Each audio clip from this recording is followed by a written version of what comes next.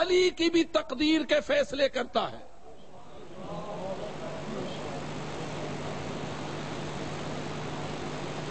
حالانکہ علی وسیلہ ہے تیری میری تقدیر کے سنورنے کا. ہم ایمان رکھتے ہیں شب قدر وہ کون ہستیاں ہیں جن کے نام کا وسیلہ لے کر ہم اس مقدر کائنات سے اپنی تقدیر کے سنورنے کا سوال کر رہے ہوتے ہیں. ماشاءاللہ جتنے آپ موجود ہیں میرے خیال میں آپ میں سے کوئی ایسا نہ ہوگا جس نے شب قدر کے اعمال کسی رات کو انجام نہ دیے ہوں. ہے نا یہ منظر آپ کے ذہن میں؟ سر پہ قرآن اٹھائے ہوئے لیلۃ القدر کو یہ عمل ہوتا ہے یا نہیں؟ بے کہ یا اللہ بے محمد بے علی بے فاطمہ بالحسن بالحسین، 4 معصومین میں سے ہر معصوم کا نام لے کر 10 مرتبہ سر پہ قرآن صامت رکھے ہوئے، زبان پہ ہر قرآن ناطق کا توسل کرتے ہوئے ہم اللہ سے ملتجی ہوتے ہیں. تو معلوم ہوا اس مقدر کائنات، اس تقدیر بنانے والے کی خدمت میں ہم یہی عرض کر رہے ہوتے ہیں تجھے واسطہ تیرے محمد کا، تجھے واسطہ تیرے علی کا، تجھے واسطہ تیری زہرا کا، تجھے واسطہ تیرے ان 4 معصومین میں سے ہر معصوم کا ہم بار بار پکار رہے ہیں. یہ قرآن ہمارے سر پہ ہے. یہ سب وسیلے ہم اس لیے اختیار کر رہے ہیں کہ ہماری تقدیر میں بہتری پیدا فرماؤ. یہ وہ ہستیاں ہیں جو ہماری تقدیر کے سنورنے کا وسیلہ ہے. ان کے اسماء مقدسہ بھی ہمارے لیے وسیلہ ہے. ان کی ذوات مقدسہ تو اور بلند ہیں، ان کے نام بھی ہمارے لیے وسیلہ ہے. فقط ہمارے لیے وسیلہ نہیں، نبیوں کے لیے وسیلہ ہے. کیا حضرت موسیٰ کلیم اللہ کے بارے میں یہ روایت موجود نہیں ہے کہ جب میدان تیہ میں ان کی قوم پانی سے محروم، پیاس سے تڑپ رہی تھی اور بارگاہ حضرت موسیٰ میں حاضر ہوئی اور کہنے لگے کہ اے موسیٰ دعا کیجئے اللہ ہمارے لیے کوئی پانی کا انتظام کرے. روایت ہے علامہ مقبول احمد نے بھی اپنے ترجمے میں حاشیے میں اس نقطے کو لکھا ہے کہ جہاں یہ آیت ہے کہ فَاضْرِب بِعَصَاكَ الْحَجَرَ فَانْفَجَرَتْ مِنْهُ اثْنَتَا عَشْرَةَ عَيْنًا، اس کے حاشی پہ آپ پڑھ لینا، وہاں یہ لکھا ہوا موجود ہے کہ حضرت موسیٰ کلیم اللہ نے ہاتھ اٹھائے اور اللہ سے دعا کی، اللہم بحق محمد سید الانبیاء وبحق علی سید الاوصیاء وبحق فاطمہ سیدۃ النساء وبحق الحسن سید الاولیاء وبحق الحسین سید الشہداء وبحق عطرتہم سعادت الازکیاء. اس کے نامہ اے اللہ تجھے ان ساری سادات ہستیوں کا صدقہ ہمارے لیے پانی انتظام فرما. حکم الہی آیا اضرب بعصاک الحجر، یہ سامنے جو پتھر ہے اس پر اپنا ڈنڈا مار. حضرت موسیٰ نے ڈنڈا مارا، فانفجرت من حسنتا عشرۃ عینا، ان کے نام کے برکت کے وسیلے سے پتھر سے 12 چشمے پھوٹے. لیکن مقدر تقدیرات کون ہے جی؟ تقدیر کس کے دستے اختیار میں ہے؟ فقط ہماری؟ یہ تمام انبیاء کی، تمام رسولوں کی، محمد و آل محمد کی. بس معلوم ہوا اگر تقدیر کا مسئلہ نہ ہوتا تو کیا علی کی ذوالفقار عبد الرحمن ابن ملجم کو شکست دینے سے عاجز تھی؟ ذرا مجھے اپنے شیر خدا امام کی شجاعت کے حوالے سے بتائیے، کیا شیر خدا صاحب ذوالفقار اس شب کو تھے یا نہیں؟ اسد اللہ اس شب بھی تھے یا نہیں تھے؟ ذوالفقار ان کے دست قدرت میں تھی یا نہ تھی؟ کچھ دن تو نہیں گزرے تھے کہ علی معاویہ کے مقابلے میں کھڑے ہوئے کہہ رہے تھے بازو بھی وہی ہے، تلوار بھی وہی ہے، نہ اس کی طاقت کم ہوئی ہے نہ تلوار کی دھار کم ہوئی ہے. میں نے اسی ہاتھ اور اسی تلوار کے ساتھ اس جنگ احد میں، جہاں جنگ بدر میں جہاں تیرے نانا ماموں اور بھائیوں کو مارا تھا، وہی علی میں ہوں. یہ جنگ صفین میں کہہ رہے ہیں.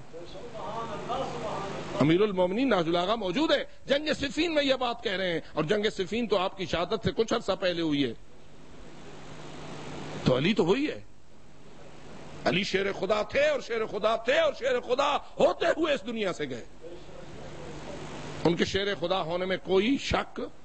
وہ اسد اللہ ہیں، اور ان کی ذوالفقار وہی ذوالفقار ہے جس کے متعلق آج بھی ہمارا ایمان ہے کہ شاہ مردوں شیر یزدوں قوت پروردگار لا فتح الا علی لا سیف الا ذوالفقار لیکن آیا شیعہ سے یہ سوال کرنے کا حق ہمیں حاصل ہے کہ وہ کیا ذوالفقار والا شیر خدا علی ایک عبد الرحمن ابن ملجم کو شکست نہیں دے سکتا تھا؟ دے سکتے تھے یا نہیں بولیے؟ دے سکتے تھے نا. پھر کون مانے تھا؟ کیا رکاوٹ تھی علی کو؟ تو جواب ایک ہے، کوئی ہستی ہے جس کے حکم کے سامنے سر تسلیم خم کرنا علی کو علی بناتا ہے.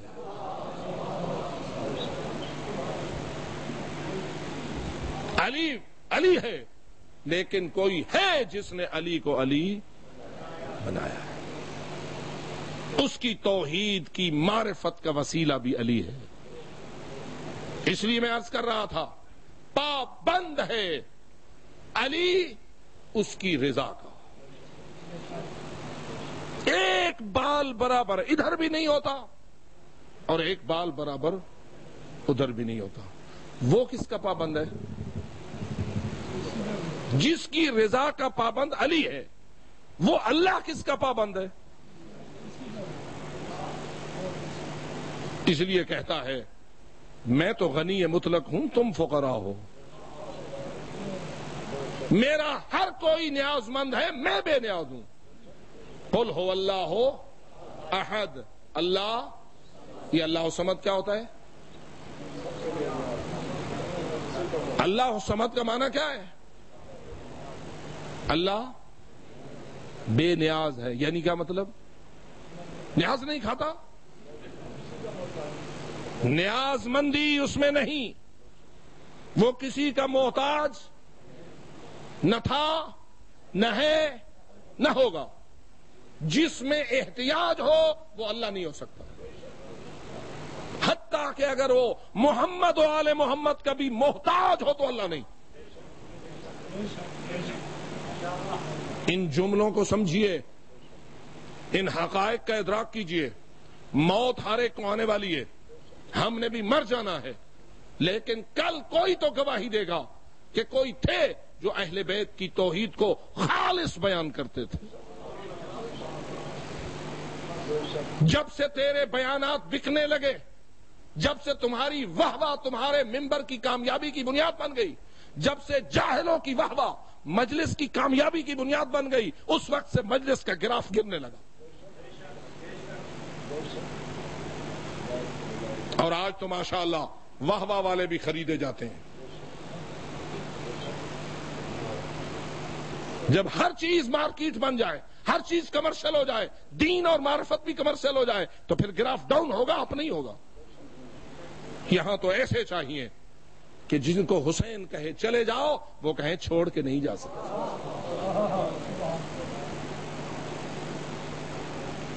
جب تک یہ خلوص پیدا نہ ہو، دین ترقی نہیں کرتا، معرفتیں معراج حاصل نہیں کرتی.